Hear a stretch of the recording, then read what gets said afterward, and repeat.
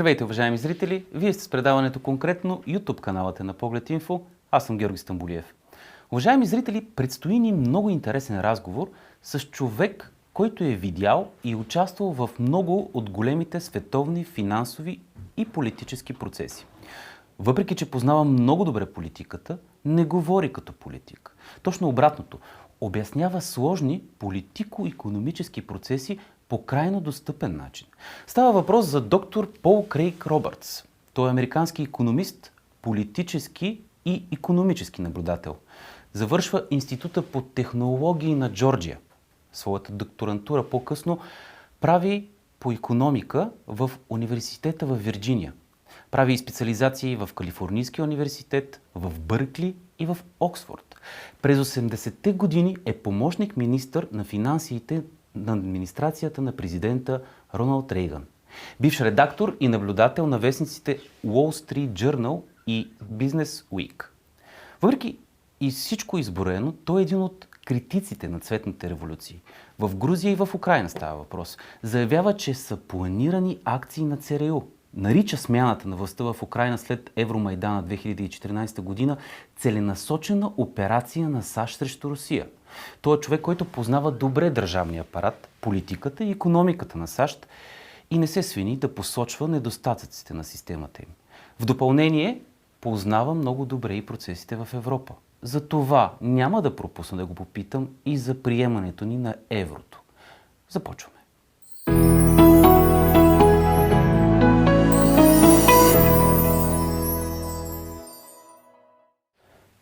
Hello, Mr. Roberts, and thank you very much for accepting the invitation for this conversation. Yes, I'm pleased to speak with you.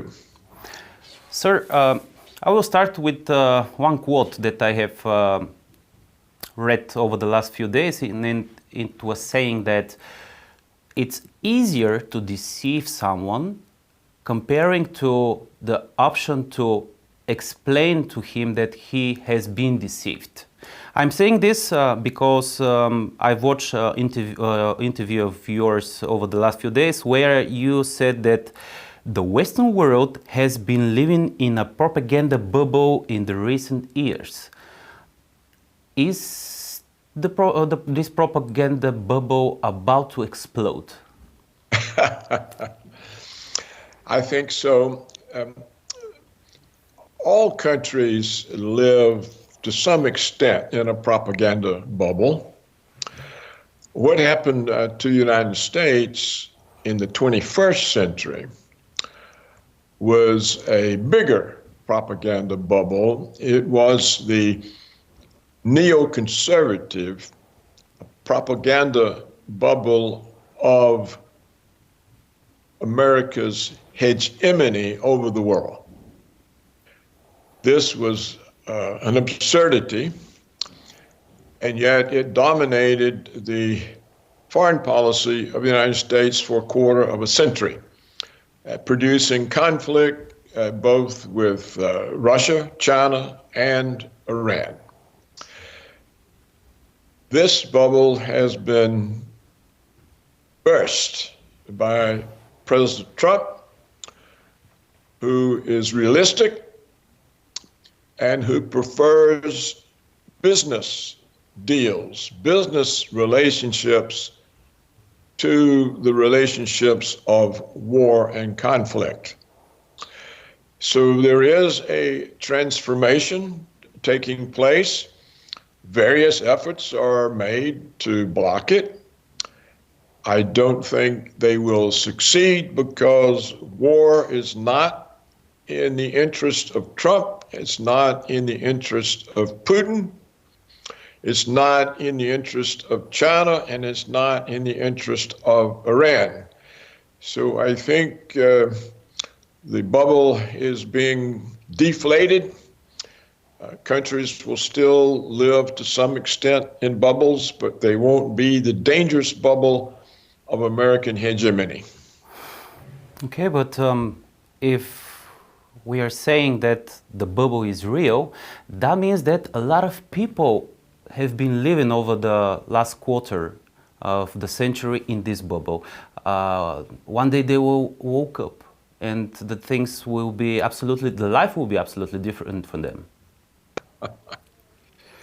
Well, certainly the threat of a war between the United States and Russia, that will be over, which has to be a great relief to the world because the quantity of nuclear weapons the two countries have are enormous, and the destruction of Earth would be substantial. So what we are perhaps on the verge of achieving is the goals that were pursued in the 20th century Cold War to get control over nuclear weapons and remove them as a weapon of war. Okay. You said that Trump is a businessman and he looks realistic on the situation in the world and not perhaps also in America. But is it possible to mix politics with business and also the military aspect of the things? Trump is not, he's not interested in any wars because that's a diversion from his domestic agenda. He wants to rebuild the United States. And if he gets into a war, then the war becomes all-consuming, and his domestic agenda is put on the back burner of the stove and is neglected, and therefore he doesn't achieve his purposes. So I think he will do everything reasonable to avoid a war, and I don't think the Russians or the Chinese want war, so I don't see war as being in the prospects. For Trump, business is success for everybody. They're not winners and losers. They're gainers. Everybody gains. And so he sees it as a positive outcome for everyone. And the only question is, how good a deal can he negotiate for the United States? I don't think that he will refuse to negotiate a deal just because the deal benefits everyone. Okay, I see. Just to finish this topic, President Donald Trump recently said that if an agreement for a lasting and sustainable peace is not reached between Russia and Ukraine, World War III could begin. Is this really possible when we are looking on the different players on this geopolitical table? Well, I think what Trump is emphasizing is that if Washington keeps pushing Russia, keeps pushing Putin the way it's been doing since, say, I think it was 2008 when the American-trained Georgian army invaded South Ossetia. This was followed with the Maidan Revolution when the United States overthrew the Ukrainian government, installed a puppet, then spent 8 years building a Ukrainian army with which the Donbass breakaway republics could be conquered. All of this type of pressure on Russia would eventually lead to a war, and a nuclear war with Russia would be devastating. The United States, Europe would essentially be destroyed. And so Trump is simply making the point that what is this all about? What do we gain from taking these risks? Nothing. What do we lose? we lose business opportunities. We lose the opportunities of business with Russia, but also all of this pressure on Russia has caused the formation of BRICS. They're now moving out of the Western system. They're going to be unreachable for trade. They're going to have their own currencies. We don't gain anything from this. This is Trump's view of the world. And so he wants to bring it to an end. I think when he talks about nuclear war, he's saying, I've the alternative to that. We're not going to fight them. We're going to do business with them. Yes. So I think that's a very statesmanlike. Of course, it makes Trump hated by the neoconservatives who are addicted to American unilateralism, to a unipolar world. It upsets the military security complex because they don't want to lose an enemy that justifies their power and their very large budget. If they don't have all of these enemies, what do they need all this money for? Why all of the defense expenditures? And so he has this type of opposition. And I think he's just pointing out to people that, look, you want to continue on that path, you're running the risk of a nuclear war. So I want to take you off that path. Support me. That's a common sense message. Absolutely. You mentioned BRICS. How risky is for United States and all the Western world a new currency like BRICS currency on the world level? Well, I don't know. It depends on how successful they can make it. But you see, if Trump stops weaponizing the dollar, there's no need for it. The BRICS was a response to the Obama-Biden weaponization of the dollar to impose sanctions, to confiscate people's assets. Trump is not going to play that game. And so the whole purpose of the BRICS and the BRICS currency goes away. If Trump's successful, the world just becomes a trading body, and the dollar is not any longer weaponized. And so it's something people are used to using. And the reason for replacing it diminishes, goes away. So we'll just have to see how successful Trump and Putin can be. It'll take a certain amount of trust on both sides. And I think Washington has taught the Russians not to trust Washington. And so we'll have to see if Putin can muster enough trust of Trump to solve the problem. But the opportunity is there now. It was not there under the Biden regime or the Obama regime. But we now have the opportunity. Trump is a forceful person, and I think he will want to achieve that opportunity. And Putin certainly doesn't want conflict. He's made that clear. He's been fighting on a minimal sense in Ukraine for 3 years. That's longer than it took the Red Army to destroy the German Wehrmacht. So for a few kilometers, Putin has been involved. For what Stalin dealt with thousands of miles of kilometers. So clearly he's not oriented toward war. He doesn't want war either.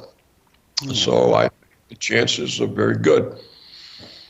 But we have to always remember the old saying, there's many a slip between cup and lip. And so things can go wrong. Unfortunately, all the time there is an option to things go wrong. When we are speaking about things go wrong, over the last few weeks, European Union is like away from negotiations and also all the possibilities to lead some kind of politic. The question is, are they capable, I mean, United Kingdom and European Union, to be part of the new deal, the new business deal of Trump and Putin? Yes, of course, they can be. Trump doesn't want to limit economic opportunities. He wants to expand them, so he wouldn't exclude Europe. The difficulty seems to be that Europe thinks that making peace with Russia is the wrong thing to do. Why in the world do the European leaders think that Trump's doing something bad by making peace with Russia? It makes no sense. Makes no sense, but perhaps it will be an interesting question that we need to ask ourselves. Who are the leaders of those European leaders? Politically, Europe is irrelevant.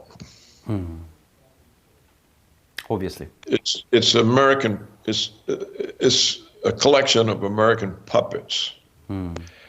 And Trump is tired of them. And he doesn't see the point of NATO.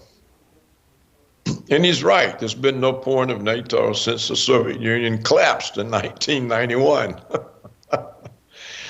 So why is Europe taking the position that peace is the wrong move and that we should be putting more weapons and even troops into Ukraine? I have no idea. Possibly the European leaders are being paid by the American military security complex. The American military security complex has certainly made plenty of money out of the war. And they may simply be hiring advertising agents. I think who the European political leaders really represent are the immigrant invaders that have overrun their countries. They represent these people against their own citizens. Yeah. I mean, look at all of the difficulties the British have with the gang rapes of their young children. The same in Sweden, the same in Norway. And what happens? The European politicians protect the rapists. And hide the evidence. And penalize the citizens who complain. So the governments of Europe they're a joke. They have no support. Can you name one Western European government that has the support of the people? Western European, no. And Before 20 years, maybe, and for sure, but right now, no, nobody. Yeah, and so this is what I say, they're irrelevant. I think we see the efforts to suppress the rise of parties that are nationalistic, that are concerned with the sovereignty of the country, like the new party in Germany that's risen up, like Marine Le Pen's party in France. These are actually, in many ways, the largest parties, but they're kept from power, they're kept from office by everyone else ganging up against them. But that's where the growth is, and these parties represent overthrowing the rotten establishment. So Europe will probably be transformed if Trump succeeds in transforming America. When you say Europe, you mean the European Union?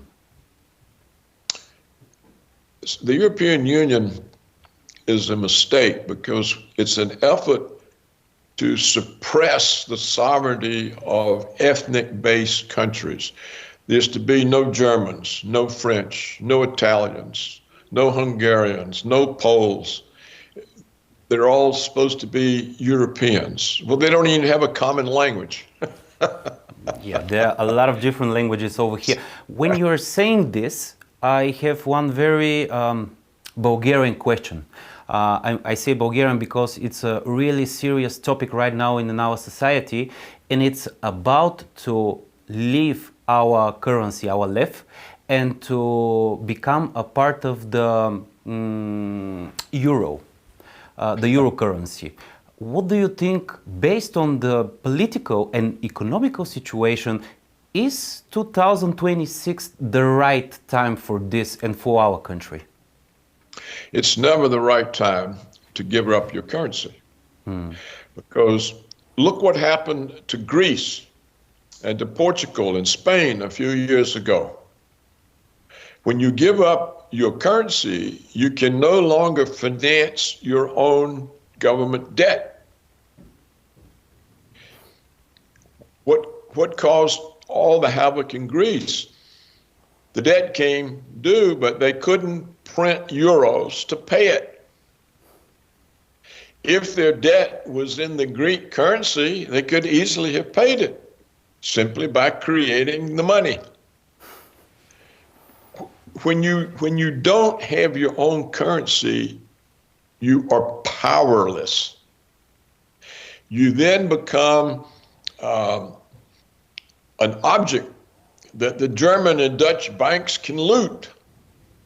They come and they give you loans, and then you can't pay the loans and they take your assets. It's the way the United States uses the World Bank and the International Monetary Fund to loot South America. We pay their leaders to indebt the country, and then they can't pay the debts, and so then they have to deliver the resources. This is what happens to countries who don't have their own currency and don't issue their debt in their own currency. So for Bulgaria to give up its independence, which is what you do when you give up your currency, you give up your financial independence. You can't make a worse political decision. It is the worst political decision anybody can make, and it indicates a government that's completely incompetent. Only a complete stupid fool of a government would give up its own currency and put itself under the power of some other currency over which it has no influence. Yes. Well, Mr. Roberts, that was the first part of our conversation. Thank you very much. The end of that part was very strong. We will continue in a few minutes with the second part. All right.